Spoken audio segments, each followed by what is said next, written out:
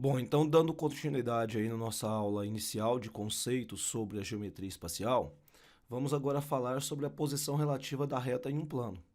Então, na aula anterior, já falamos um pouco sobre a situação do ponto, da reta, do plano, que são conceitos primitivos, falamos um pouquinho sobre a questão dos postulados, e agora vamos estabelecer uma continuidade nessa aula. Então, a posição relativa de uma reta e plano. E aí a gente vai falar que uma reta e um plano podem ocupar no espaço três posições relativas. A primeira delas, a reta está contida no plano. Neste caso, a reta e o plano possuem mais um ponto em comum, ou seja, nós temos aqui A e B que são pertencentes tanto à reta quanto ao nosso plano alfa. A e B então pertencem tanto à reta quanto ao plano alfa. A reta e o plano são secantes ou concorrentes. Nesse caso, a reta e o plano possuem um ponto em comum. E aí, quando a gente fala que é um ponto em comum, é só o ponto de intersecção entre essa reta R e o nosso plano alfa. O ponto P é o ponto em comum entre o plano alfa e a reta R. E temos uma terceira posição, que a reta e o plano são paralelos entre si. Aí, nesse caso, não teremos ponto em comum entre o plano estabelecido, que é o alfa, e a reta, que no caso ficou sendo a reta S. Posição relativa de planos. Como é que a gente estabelece a posição entre planos? A gente pode estabelecer relação entre planos de algumas maneiras. A primeira delas, quando dois planos alfa e beta têm uma reta em comum, dizemos que os planos são secantes ou concorrentes. Percebam que aqui é possível estabelecer uma reta justamente na posição de encontro dos dois. Então, nós temos aqui o que a gente chama de planos secantes ou concorrentes. Podemos também estabelecer que dois planos alfa e beta têm pontos em comum. Quando eles não têm pontos em comum, a gente vai dizer que eles são planos paralelos entre si. E temos uma terceira opção, que é quando nós colocamos todos os pontos em comum. Então, a gente vai dizer que nós temos planos coincidentes. Então, nesse caso, se nós temos todos os pontos em comuns, ou, em outras palavras também, dizemos que tem mais de uma reta em comum, então esses planos são planos coincidentes. Perpendicularismo entre reta e plano. Então, aqui a gente vai estabelecer geometricamente como seria esse perpendicularismo. Observe, nós temos aqui um plano alfa e um paralelepípedo sendo apoiado sobre esse plano alfa. Então, esse paralelepípedo, que no caso tem arestas iguais, então a gente vai chamar ele de cubo. Nós temos aqui o F, o BF, que seria a nossa reta, que é perpendicular a AB. Então, vamos estabelecer aqui, ó, o BF seria a reta que passa por esses dois pontos B e F. E a reta AB seria essa reta que passa por esses dois pontos aqui. Então, sendo estabelecido esse perpendicularismo, também podemos estabelecer que o BF, ele é perpendicular ao BC. Quem seria o BC? Esses dois pontinhos aqui fazendo essa reta. Então, se a gente pudesse traçar essas retas, seria mais ou menos assim. A reta FB, que seria a reta que passaria por essa posição aqui. Essa daqui seria a nossa reta. Ela é perpendicular à reta AB. E, por sua vez, a reta FB também seria perpendicular a essa reta que passa entre B e C. Então, aqui seriam 90 graus para esse e 90 graus para esse. Então, teríamos aí o perpendicularismo entre a reta e também entre o plano. Seja uma reta R e um plano alfa concorrentes em um ponto A, dizemos que a reta R é perpendicular ao plano alfa se for perpendicular a todas as retas de alfa que possa passar pelo ponto A. Como assim? O que eu vou dizer é que ele vai ser perpendicular a qualquer uma dessas retas estabelecidas aqui, ó. Isso que seria perpendicularismo entre uma reta e o plano. Todas as retas que estiverem passando pelo nosso plano alfa, ele, se tiver ponto em comum com a reta, a gente vai dizer que essa reta é perpendicular também a essa reta que é secante aqui ao nosso plano. Como é que a gente vai estabelecer isso, né? A gente vai dizer o seguinte: é impossível traçar todas as retas que passam pelo ponto A. No caso aqui, o nosso ponto A seria estabelecido a partir de um ponto que seria o cruzamento. Aqui nós estamos representando esse ponto pelo ponto P. Então, é impossível traçar todas as retas que passam pelo ponto P e estão contidas no plano alfa. Nesse caso, com apenas duas retas perpendiculares à reta contida no plano alfa, podemos confirmar o perpendicularismo entre a reta e o plano. Então, se a gente retomar o cubo da figura anterior, a gente vai perceber que o BF ele era exatamente perpendicular ao nosso AB. E, ao mesmo tempo, ele era perpendicular ao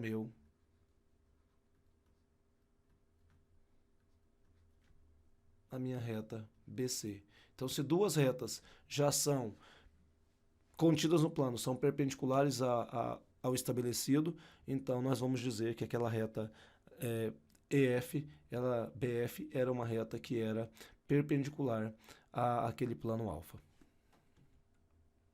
Caso a reta R não seja perpendicular ao plano alfa e ainda não intercepte um ponto A qualquer, dizemos que a reta é oblíqua no plano alfa. É muito difícil estabelecer isso pelo que está sendo dito, então é mais fácil representar por um desenho. Então, olha só, nós temos aqui um plano alfa e nós temos uma reta R qualquer. A reta R ela é oblíqua ao plano alfa, ou seja, se nós observarmos o que temos estabelecido aqui, podemos verificar isso da seguinte maneira. Traçando uma reta aqui sobre o plano alfa, nós vamos encontrar um ângulo e esse ângulo aqui irá determinar um valor diferente de 90. Caso esse valor seja diferente de 90, nós já vamos estabelecer que a reta ela é oblíqua ao plano alfa. A reta R é oblíqua ao plano alfa.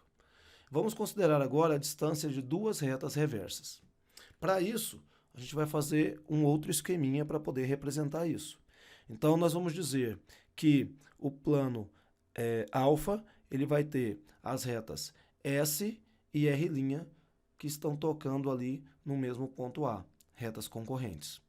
Nós temos um ponto B que está tocando a reta R, nós temos o ponto B' que está tocando o plano alfa.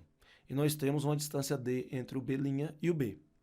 O que a gente vai fazer então é dizer que o ponto B' ele é um ponto do plano alfa. Vamos estabelecer também que a reta R' ela é paralela à reta R, onde o R' é uma reta paralela a R contida em alfa. E aí a distância entre as retas reversas R e S é dada pela distância entre o ponto qualquer da reta R a um plano alfa que contém S e é paralelo a R.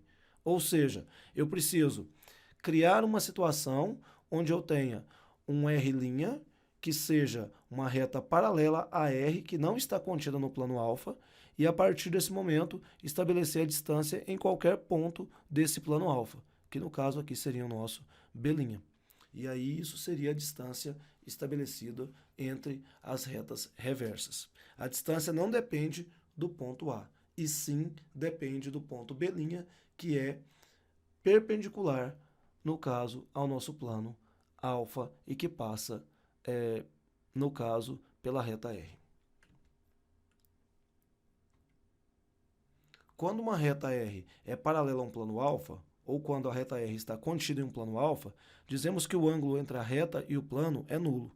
Então, assim, novamente, dizer por dizer aqui nas frases, ela acaba ficando um pouco mais complexa porque a gente não consegue visualizar a situação. Então, nessa parte aqui da geometria plana, nessa formação do que é plano, do que é reta, do que é ponto, a confecção de desenhos acaba explicando muito do que está sendo dito.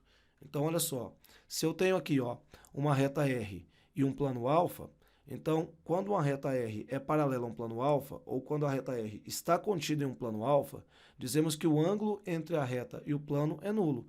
Ou seja, se eu pego qual é o ângulo formado entre esse plano e essa reta R aqui, eu vou dizer que esse ângulo vai ser igual a zero.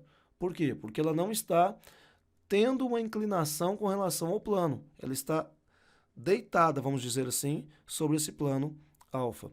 E no caso desse primeiro desenho aqui, é como se ela estivesse flutuando paralelamente ao eixo alfa. Então, nesse caso, se ela está flutuando paralelamente ao eixo alfa, existe uma distância aqui, mas mesmo assim, se eu tivesse traçado uma reta que seja paralela a essa aqui, ela também estaria deitada sobre esse meu plano alfa. Então, nesse caso, eu vou dizer que o ângulo formado entre a reta e o plano, ela vai ser nula. Quando uma reta é perpendicular a um plano, dizemos que o ângulo entre a reta e o plano é de 90 graus. Então, voltando àquela situação, se eu tenho duas retas, e essas retas que estão aqui no plano alfa, no caso aqui T e U, elas formam 90 graus com a nossa reta R, que está cortando o plano alfa, então, além de ser secante, ela é perpendicular. Então, vou dizer que o ângulo formado entre essa reta e o nosso plano alfa é justamente de 90 graus.